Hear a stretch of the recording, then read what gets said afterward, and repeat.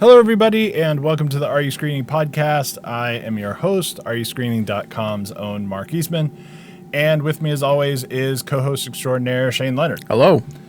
And I just looked up, remember, we were on video. I'm like looking at my phone. I'm getting everything ready I just looked over at you, and it's like... he's not ready. Here we go. You just asked me if I was ready, too. I'm like, yeah, sure, roll. I wasn't ready. All right, this week, we're going to do Kraven. Yeah.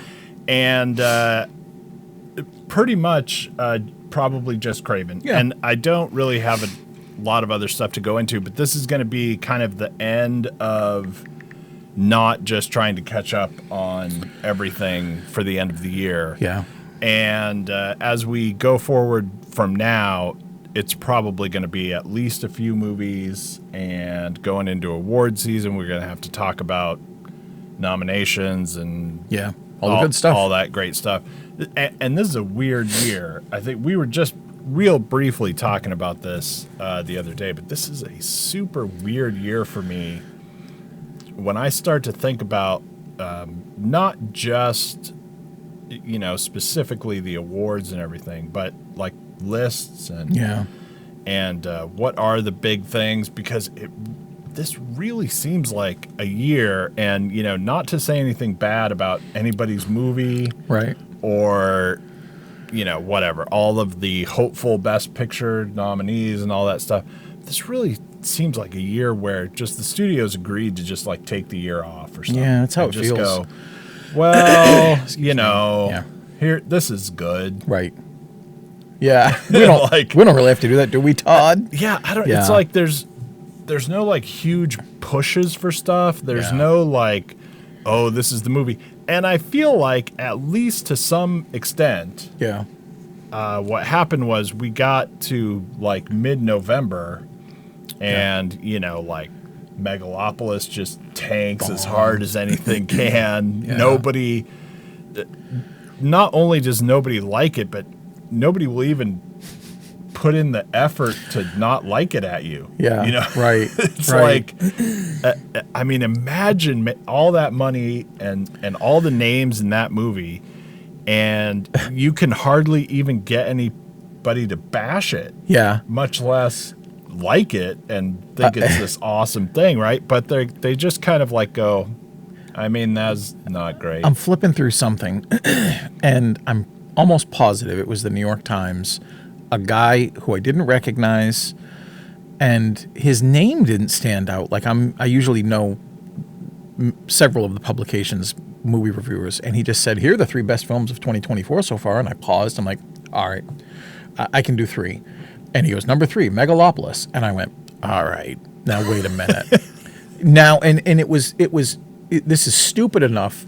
So I was annoyed at his attempt to try to sell this to me. And then I was curious enough how stupid he is about what he's going to try to sell me. So I listened to him talk about it. It's all about Coppola. Like, he's brave. He sold all these things. He did these things. And then he went on, and I'm like, all right, so if you think this is the 3rd best film, you better knock me out of my socks. And then the next 2 sounded interesting. I hadn't seen them yet. They weren't Megalopolis. They weren't main things. They were like independent films, and I was just like, God, what? You just wanted, if it had been 4th, he'd have been, these are the top 4, because I am going to mention this film. Right. No matter what. And I just thought, man, we just, I get it. You want to love something. You'll sell your soul to sell it to me, but you're wrong. You're wrong. It's like what you said a couple weeks ago. You're like, you can tell me that, whatever Harry Potter book is the best book you've ever read. And I'm like, you got to read more books. Right. I feel like this guy probably sees some films, like the but he's got to see thing I was talking about last week. At some point, I get to say you're wrong. Right. Yeah. Right. So anyway, I just thought that was really weird and interesting. I'm like, come on, dude. I get it, but no, but I want to know what number 4 is. Like, what's the movie that's worse than that? I'll have to look that up. The New York Times. I bet what couldn't edge out? What couldn't beat Megalopolis? Right? Oh man. Anyway, but so this week, Kraven, I'll do it and right. I want to do it now, but I won't. Kraven is a strange movie in many ways, especially in just the way that it kind of like came into existence. Yeah. Because why make this movie? Right. because you don't have anything that you're like building off of really to get to this movie. Yep. It's like, it's like if the Marvel universe had like never had the Avengers movies. Right. But just started having all these movies of this character, the other and that people, character. Yeah. Right? Like, yep. like all of a sudden you'd never heard of him before, but suddenly we decided to do the Loki series. Right. And it was just like completely out of nowhere. Right. Like no setup, no nothing, just boom. Yeah, it's like I don't know why. There's some contractual reason. Well, and the movie exists. If you go back far enough, you could argue that they're losing their Marvel license or trading it or giving it or whatever they're doing, but they're not going to make any more Marvel films. So maybe they had already put it in the pipeline, or maybe the pay to play on everything was so great they had to do it. Yeah, but like I don't know, but it's weird that it's very weird. Why this guy? Why does he get a movie? Right. Especially since, like I said, there's no connection to anything else. We haven't been, watching other things where he had like some small appearance, or he got mentioned, or anything. Right. It's just like out of the blue. But then even weirder still is, okay, now you've made the movie. You've got Aaron Taylor Johnson, so you've got at least one big name. Right. And there are like other people in the movie. Yeah, Russell Crowe, but I mean, he's the star. I mean, there are other, names attached and all that, but, he's like a fairly big deal, and you've got him. And now the movie's about to come out, and like, you don't tell anybody that it's coming out. Right. Like the marketing push for this movie is like the awards push for Megalopolis, right? They had a huge staff already on the payroll to get Megalopolis an award, at least some award, right? And then the movie came out, and like they just all lost their jobs, right? Right. And this movie, it's like, weeks ahead of time. Yeah. It's who knew this was coming out? Like, unless you're me. Right. And you're so dialed check in. everything all the time. And you probably get sent things all the time. Months ahead of time when everything's coming out or whatever. I mean, I didn't see any ads for this. No, I saw a couple of times I saw the trailer when I was watching other stuff on YouTube. But that's it. Like, not on TV. Isn't it on anything. Right. I didn't see anyone trying to sell this movie to me until maybe like 2 days before it came out. And then it was like, chugging hey, along. This is coming. That's got to be a money issue. They're dumping money in her at the last what? second. Remember how many times, or at least I remember how many times, the flip side of this is not the Venom films. They suck all the time. But Morbius with Jared Leto. Yeah. And how many trailers I kept seeing trailers all the time. They really spent on that. Oh, and it sucked. Yeah. Maybe somebody was like, look, we don't have it. So wait until, Thursday and start flooding things. But we can't be adding on all these budgetary things. We're out of money. Right. It's like our target audience is the guy who surprisingly, like the girl he asked out said yes on Wednesday.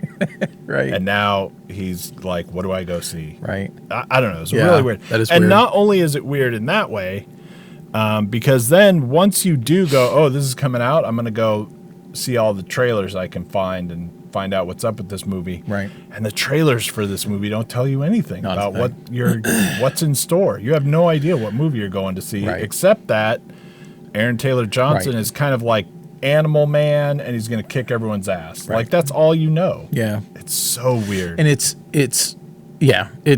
just definitely such a strange vibe for that, because we do this every once in a while. We used to do it a lot. I probably try to work it in more. Is the trailer the film you see? And you're like, I don't know. Right. Which trailer did you see? Like, and for this movie, there's a few different trailers, and you can even see like extended kind of the opening couple of minutes, the whole like jailbreak thing. You can watch like the whole thing on YouTube. So you can get some stuff, but the trailers, I mean, not only do they not really tell you what's happening, but also they are pretty representative of the movie you get. Yeah. It's just that is such a weird thing to say, given what they tell you. Yeah. Right. I mean. Yeah. I don't know. It's really weird. Anyway, so it's Kraven the Hunter. Yep. It's Aaron Taylor Johnson, and it is the story. I think would make a lot more sense if this was like a 8-part series. Yeah. Because it feels like there were episodes the here. kind of story that you get in, like watching 6 episodes of like the Daredevil release or something like that. It's, it should have been streaming. It's a whole, like Kraven's dad is some sort of mob boss, and there's hunting and there's weird voodoo magic, right? And I do know comic books, a fair amount, right?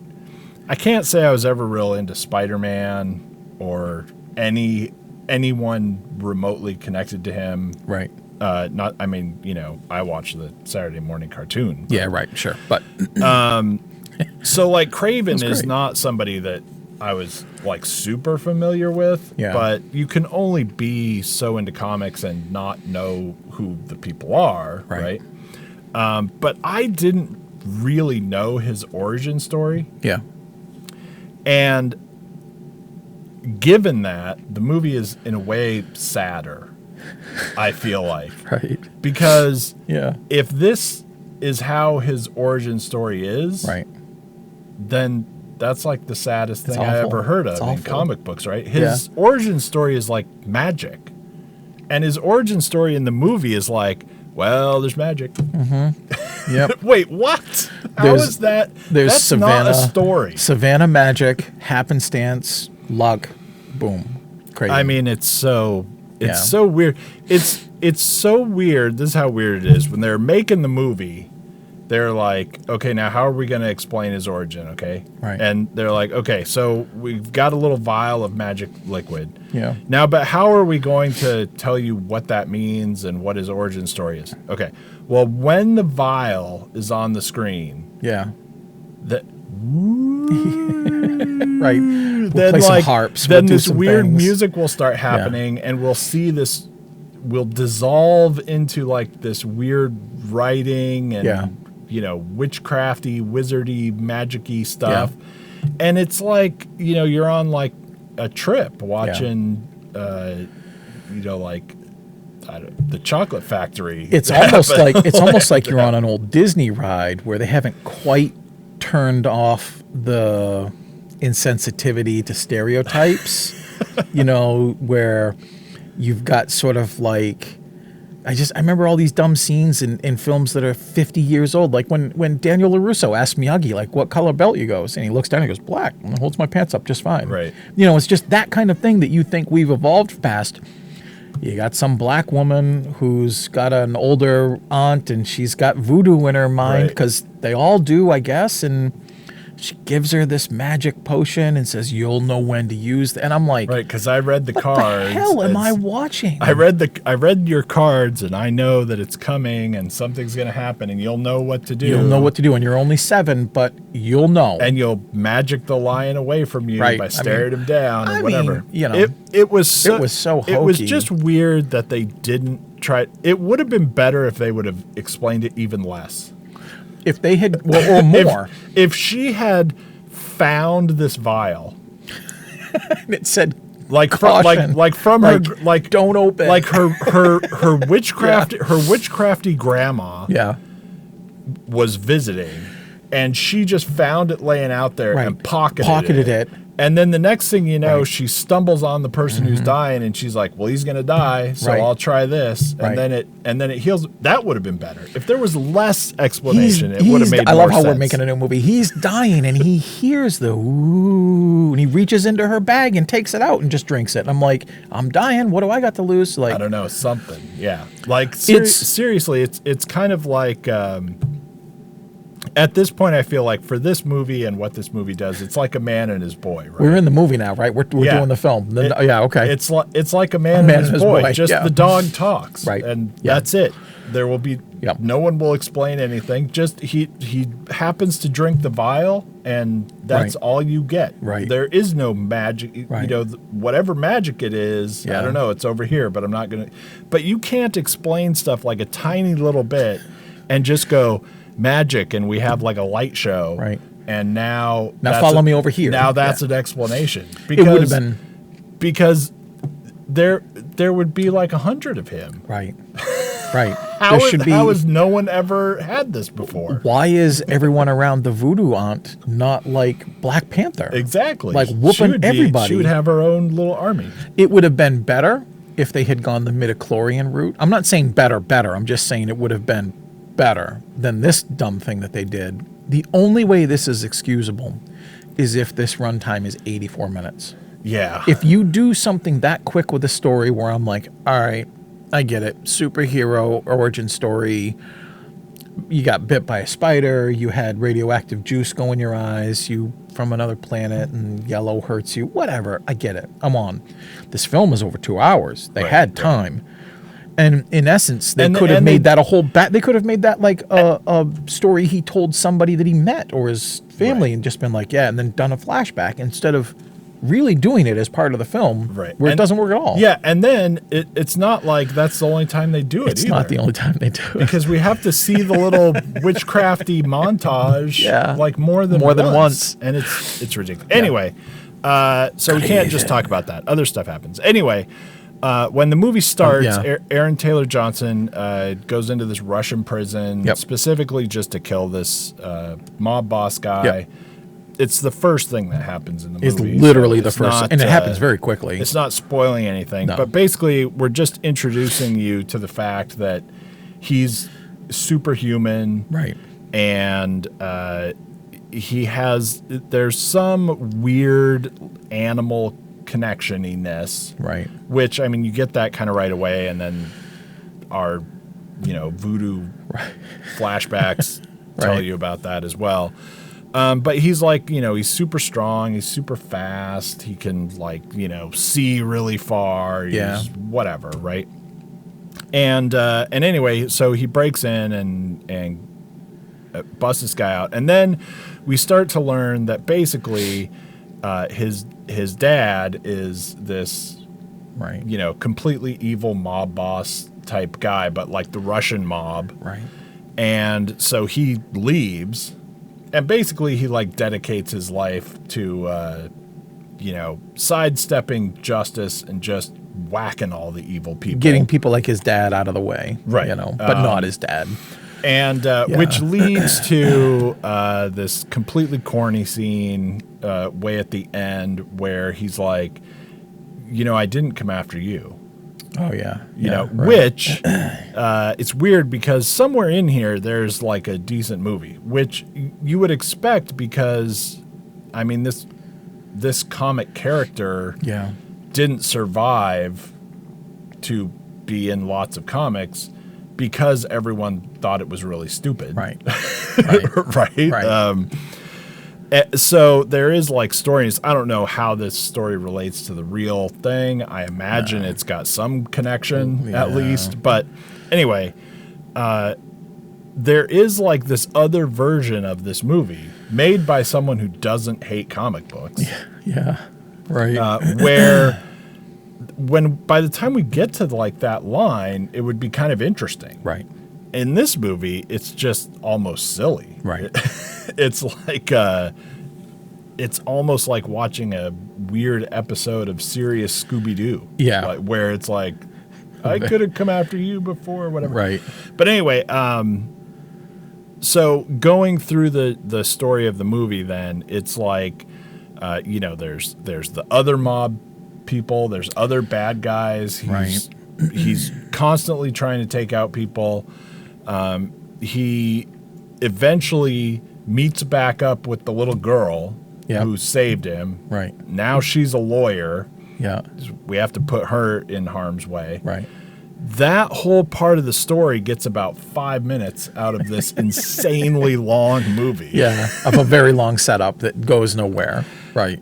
And, it all eventually, like, you know, his brother gets kidnapped. His brother is a weaker, non-empowered animal. Right, He's just a right, guy who's not strong. And then it's like he's got to rescue him. And then we get the other super bad guy, Rhino. Yeah. Who I think it's in a very weird way. It's kind of hilarious if you stop and think about anything that happens in this movie. You know what I mean? Yeah.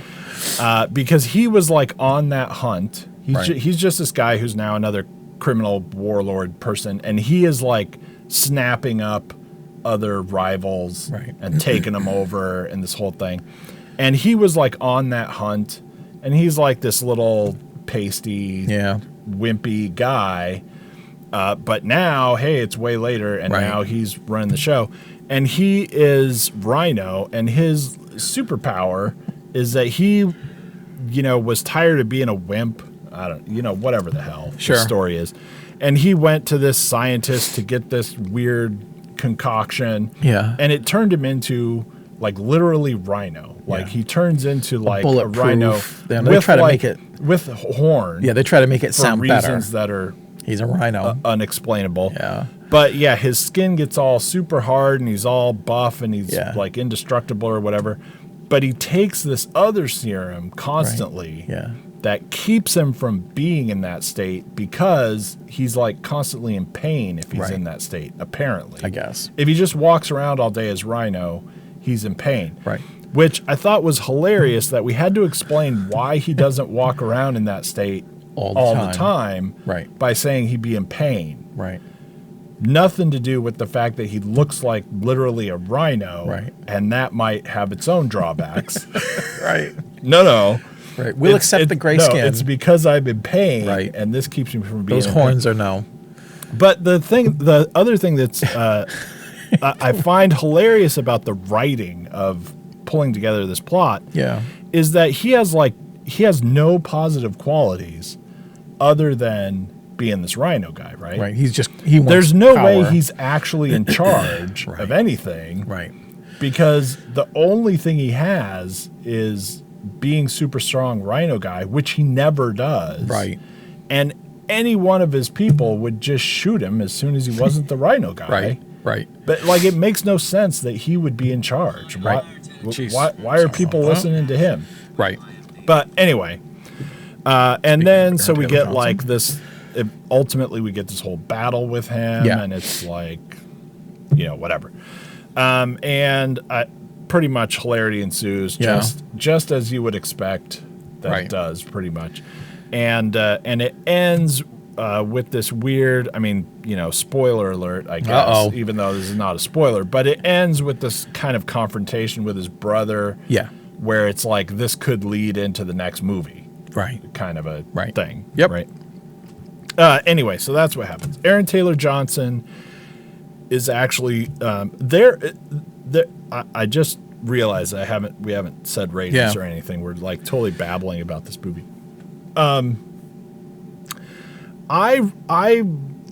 want the other movie to exist, and I want to be able to watch it. And it really, I feel like this movie loses even more points, because it just made me want to watch that thing that doesn't exist. It's like mocking me. Right. Because there is like a good movie in here somewhere with Aaron Taylor Johnson being this kind of interesting character. And when you have scenes in this movie where there's nothing but him and kind of like being this guy that are actually really good. I mean, that I liked, right? When it's not him having to show off his powers, but it's just him like being this guy, and why is he this guy? And he's basically like kind of a anti-hero-y, villainy, non-villain, whatever. He's like on some side of the scale where, you know, if Batman just said, screw it, I'll kill him. Right. I'm going to start pushing people off ledges all the time now. Right. Like, sick of you purse snatching. Anyway, there just are like these little glimmers that made me want to like it. And there's kind of some interesting actiony stuff, but goes on way too long. But at the end of the day, the best I could give it is 2.5. That's what I wrote down. I knew you were there. I'm good. Get I'm out good. of town. I totally did. I had it down. Everything you said is right. That's the easiest thing to start with. There is a good movie here. It's, in a really weird way, it really does remind me of that Jared Leto Morbius film, which is another obscure Spider-Man character that they tried to make a standalone film into a property from. It's got a lot of the same mistakes. I really like Aaron Taylor Johnson, and it started with Kick-Ass, but the one thing that I find about him is I'm often rooting for him to just get in not a Saving Private Ryan kind of film, but just a film that he can. I mean, he was great. He was great, doing Quicksilver stuff in the MCU, but he's just not had a chance to show as good and charismatic as an actor as he is. Except in stuff right. that no one's going to watch. So, right, I was circling to this. Stuff that's not popular and I'm like, because he was in... he's been in a bunch of small things. Like he was Anna in Karenina. Yep. And he was he's great. He's great. But it just wasn't a big enough deal. And not enough people saw it. So he's threading this line between doing films like Godzilla, Marvel Universe things. He gets Kraven, and that's a hell of an opportunity. The guy shows up, he does his work, and he's the reason that the film works whenever it's working for me. Yeah. You drop Russell Crowe into a film, and I'm not gonna. The easy, lazy thing is to be like, Russell Crowe's becoming the new Marlon Brando. He just shows up, gets his paycheck, does some... I actually think Russell Crowe is still interested and committed to acting. I just think sometimes he's picking some weird roles. He does this Russian thing more Russian than any Russian would do, and he's really inhabiting it, but he's not bad in this film. The story just sucks. It's not quite as focused. Before I go down that rabbit hole, I gave it a 3. I found that I really liked watching it, but in the course of doing this for as long as we have, some of the things I've said has stuck with you. A lot of things you've said have stuck with me. One of your things that you'll say from time to time is, if you wanted to make a film like this, but you're just going to put Batman on it, why don't you just make a Batman movie? Right. Like, this film wants to be a certain kind of movie, but then they layer it with this thing that's absolutely unnecessary. Right. They've jammed a movie into like this Kraven mold. Right. And we have to be Kraven. And they have to make it Kraven because and it could have just been why. If this movie would have been, you'd have been on the road anyway to a way better movie if this just would have been like Bob the Hunter. Nobody has the gut Nobody has the guts to say, we'll reveal who he really is in the second film. We're going to just make it sort of a strange mystery, an action film, a Jason Bourne, James Bond film who you might know, but we're not going to have him bit by a spider because then he's Spider-Man. Right, right. There's an interesting sort of secret agent, one-man army kind of thing going on here, and it only gets bogged down when they try to make it be Kraven. Yeah. Really. There's a lot of weird stuff that I didn't think worked in the very beginning. Then it sort of settled into an unsteady but rideable sort of journey. And then when it gets to the last act, everything is just off because now we're like, Rhino's going to Rhino. Right. All these other people are desiring these things. We're going to make everybody powered and weird and just transparent and uninteresting and boring, and it just was working better 30 to 65 minutes in. Yeah. It's too bad because I totally agree that not like editing this 2-hour thing down, you could get the movie you wanted. But there is something in that film that would have been great, and I think it would have been fantastic if they had made it sort of like a 6-episode, 8-episode thing on Netflix or Hulu. Just really get in there because that could have built the drama up a bit more, revealed people a bit more, not felt as rushed. But I still think the sloppy way that they did it, we're still going to get Voodoo Aunt for 5 minutes and Rhino Pain for like 6. Like, it just by the time everyone starts fighting to figure out what's going on, I wasn't as interested as I was for the second ending of the film. Right. Now, the second ending of the film, actually, no, that's wrong. Well, the second ending of the film I like better. Then there's a third ending to the film. And I hated the third ending, too. Yeah. You know, the first ending is Rhino. The second ending is him figuring out his family stuff. Then the third ending is more family stuff. Right. I thought the second ending was fine. Just do that. It sort of weirdly robs all these other things, too. If what Mark was saying sounded familiar, it's because there's a part of this film, a great swath of it, that felt to me like Iron Man 3, where you've got Killian, who meets Tony Stark early on in the film in a flashback, and he's like, hey, I really just want to work with you. And he snubs him. So he's like, I'll get superpowers and come back later. Right.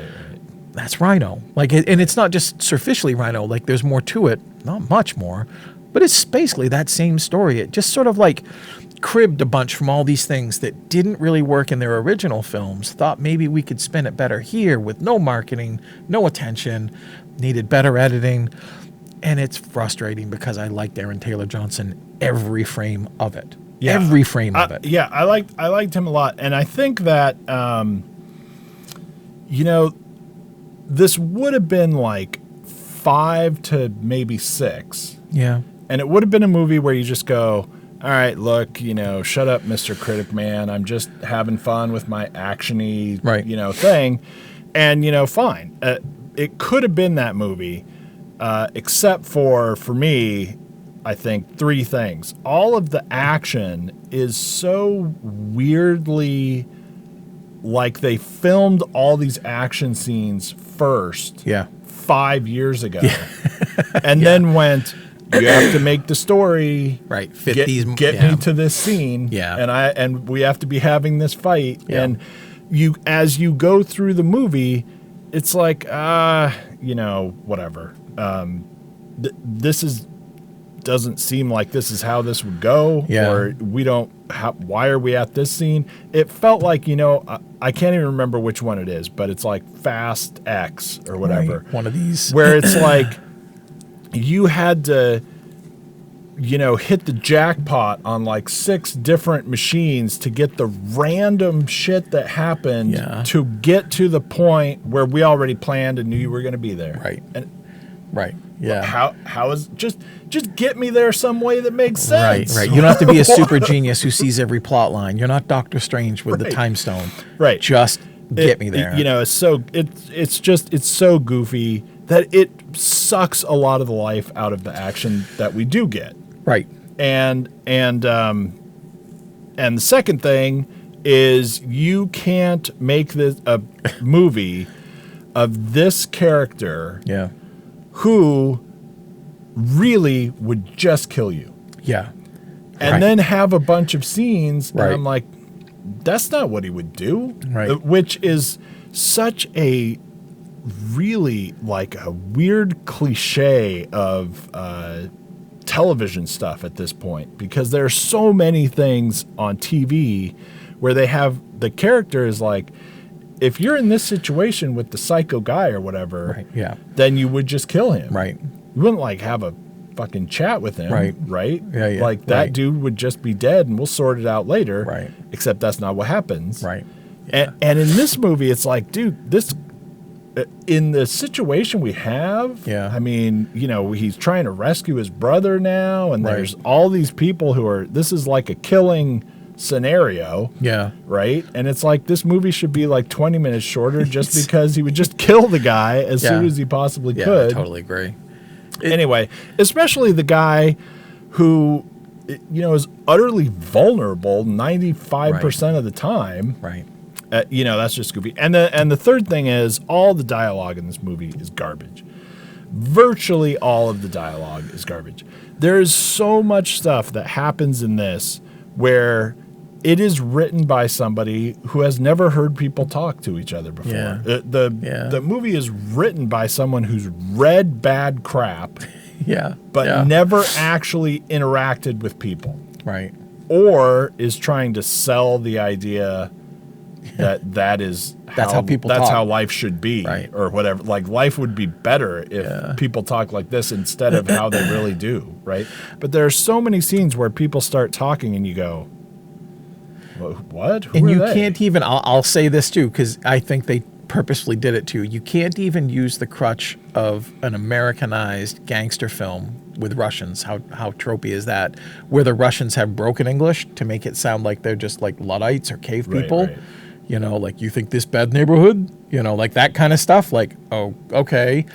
It does do that, but it doesn't do that for real reasons. It does it because it's lazy and it thinks it's smart. Like, it does it in a way that is really hard to describe, because it's you have like a scene and a situation happen, and then two people talk about that situation because we have to get to the next step. Right. And what they say is like, who would say that in that situation? Like, who are these characters? There are some moments in the film, especially when they're dealing with gangster stuff, after it gets through the voodoo weird music stuff and the special vial and the weird lions, that, you know, there's some times where it really, really wants to be John Wick. Like, it just looks, acts, moves, feels. And it seemed to have looked at it and thought, well, I can trace that. I don't know what it tried to be. There are parts with the rhino too, when he's got like the brother. Yeah. And he's having this whole conversation, and that is like, you know, like I said, this feels like something made by someone who doesn't like comics but got the gig and is like, fine, I'll make it. But it's like, we have the scene with him talking and he's the weird villain, like, you know, that's written by somebody who hated James Bond films and wants to make fun of them, right? Yeah. And go, this is how stupid those movies are. Right. I'm going to make this movie that stupid and have these people be this unreal. Like, they have unbelievable. They have this conversation where, like, every line you're going, why would that be your response? Look, why would you say that? Like, none of it is actual people talking. It's so weird. In a weird way, I used to like doing this when we would do the shows, trying to figure out the best method for suggesting someone to watch this. Sometimes we would say stuff like, this is a theater buy, this is a cheap seat buy, this is a rental buy, streaming, etc. I think you could probably, if you're not crafty or clever, if you're just not practiced enough to load your iPad or your phone with films to watch if you go on a trip, and you've got to watch something on the plane, this probably beats a couple things. You know, you might watch this and be like, I mean, if I fall asleep and wake up because they're giving me peanuts, or the guy's nothing else, somebody else has to go to the bathroom, I'm still gonna finish it. But it's not like you should see it any other way. It's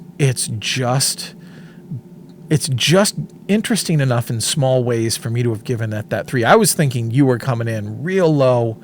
I didn't think there was any chance you were going to be higher than me, but that gulf between 2 and 3 is sort of big too. Like, I actually think this is sort of like a waste. Yeah. And that you shouldn't watch this. There's a lot of other films I think you should be watching way far ahead of this.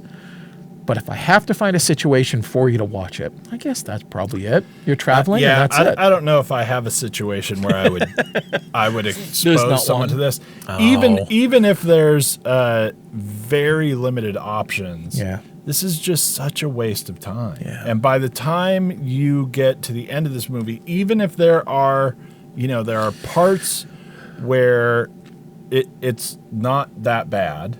Yeah. There are parts you can go along, like, just find like the YouTube piece together of like the best scenes or something, and watch that and go, that's all you're going to get out of it. If somebody fires up the first scene on YouTube and they watch the first like 5 to 7 minutes of it, then they're going to think it's good. Doesn't look bad. Yeah. It's got some stuff going on, and you're like, okay, he's crafty. Not because I'm trying to play Kraven puns, but he's crafty, he's resourceful, he's powered, he's interesting, mysterious. I got to know more. Right.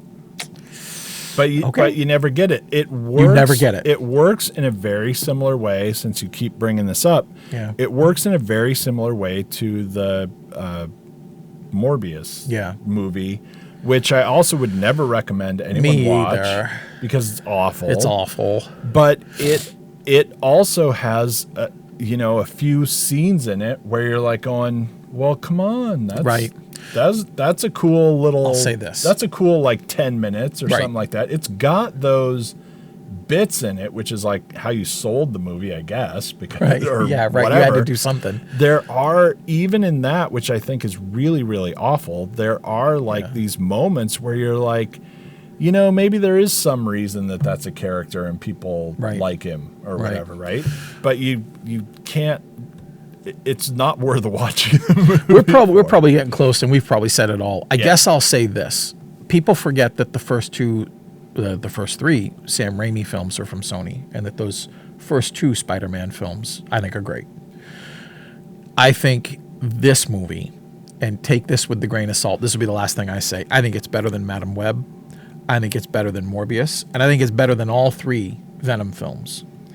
That's not saying much. That's like saying I'll take getting punched in the face instead of being stabbed in the back. Like that. Yeah. What am I really using as a metric? But as Sony's comic book films have dwindled down now to no longer being, this is the best of them, and it's at 3. Yay! So that's what I'm saying. I will say, and we got to get out. Yeah. I will say this though, since you brought this up.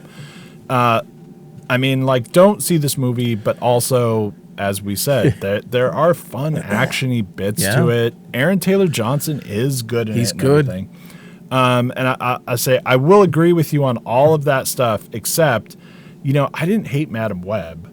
I don't think it's hate. I just think Madam Web actually is like a YA movie. Yes. You know? It shouldn't be what it was. They shouldn't be what they made it to be. Right. Yeah, I agree with that too. They took a movie totally that should have been, look, this is for like 14, 15-year-olds. Yep.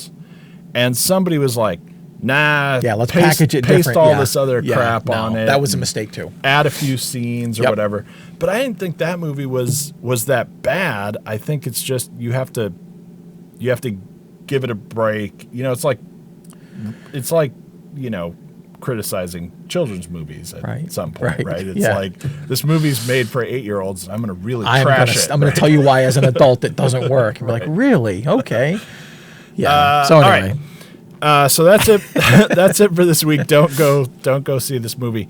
We'll be back as quick as we can with the holidays. Right. And who knows what will happen and everything. And we will be, I think, pretty hardcore into just trying to crush tons of things at once. So we'll let you know how the awards are going to play out and all that great stuff. And we'll see you soon. Thanks. And, you know, like, share, subscribe, all that great stuff. Yeah. And we'll see you next week. Bye. Bye.